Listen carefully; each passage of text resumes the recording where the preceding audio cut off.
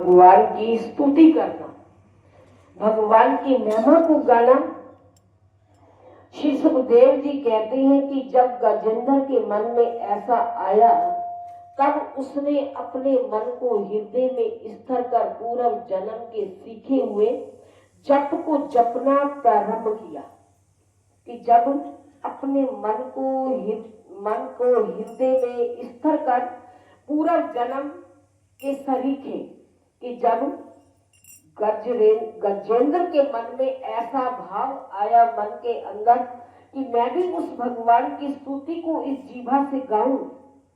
कि जीभा कब पवित्र होती है कि जब रसना के द्वारा हरि का नाम लिया जाए। कि जीभा तो तब ही भली जपे राम का नाम, नहीं तो काट निकालिए मुख में भलो ना चाम। कि वरना इसको अंदर रखना भी क्या है, पाप।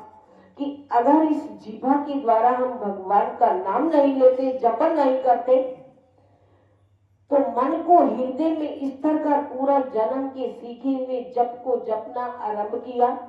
उसने मन में कहा कि हे सबके ईश्वर, कि आप प्रकृति तथा पुरुष रूप हैं, आप ही के आशय से देह इत्यादिकों में चेतना आती है और करुणा रूप से आप ही सब में परमिष्ट होते हो।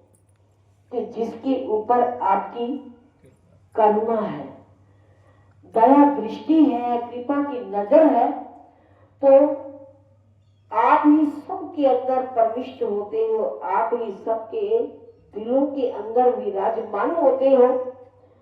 सो आप ऐसे नारायण भगवान के लिए मेरा नमस्कार है कि प्रभु मैं आपके चरणों में नमस्कार करता हूं, जिससे और जिस कर से यह संसार बनाया गया। कि ये प्रभु मैं आप ही से सिद्ध उस परमात्मा की शरण हूं कि जिसमें और जिस करके यह संसार बनाया गया, जो भगवान स्वयं संसार रूप है और जो इस संसार से और इसके कारण मह तत्व आदि से भिन्न है। आप ही की माया द्वारा रचित यह संसार कभी प्रकट होता और कभी लीन हो जाता। तो इसलिए कहते हैं कि भगवान की माया तो निराली है कि कभी वो नजर आती है, कभी वो नजर नहीं आती। तो कभी ये संसार नजर आता है और कभी नहीं आता। कि आप ही की माया द्वारा रचित यह संसार कभी प्रकट होता है, कभी लीन हो जाता है, जिसका ज्ञान कभी नष्ट नहीं होता, जो प्रत्येक अवस्थाओं में स्थित संसार को साक्षी रूप देखते रहते हैं, जो अपने ही ज्ञान द्वारा प्रकाशित है और जो नेम आदि प्रकाशों और प्रकाशकों को भी प्रकाशित करने वाले हैं, वह प्रभु मेरी रक्षा करे। कि देखो गजेंद्र नाम किसका है, हाथी का। कि देखो भगवान के चरणों में वो भी प्रार्थना कर रहा है कि प्रभु मेरी प्रार्थना को आप स्वीकार करना, मंजूर करना। कि ये संसार तो माया की रचना है, माया का खेल है।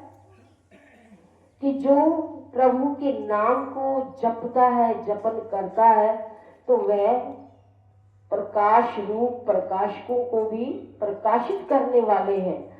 तो वही प्रभु आप मेरी रक्षा करना, जो समस्त लोगों और लोकपालों के नष्ट होने पर भी नष्ट नहीं होता, जो सबकी उत्पत्ति का कारणभूत है, जो महाप्रलय के घोर अंधकार में पूर्ण परमात्मा रूप से प्रकाशित रहता है, जिसके स्वरूप को देवता और ऋषि भी नहीं जानते।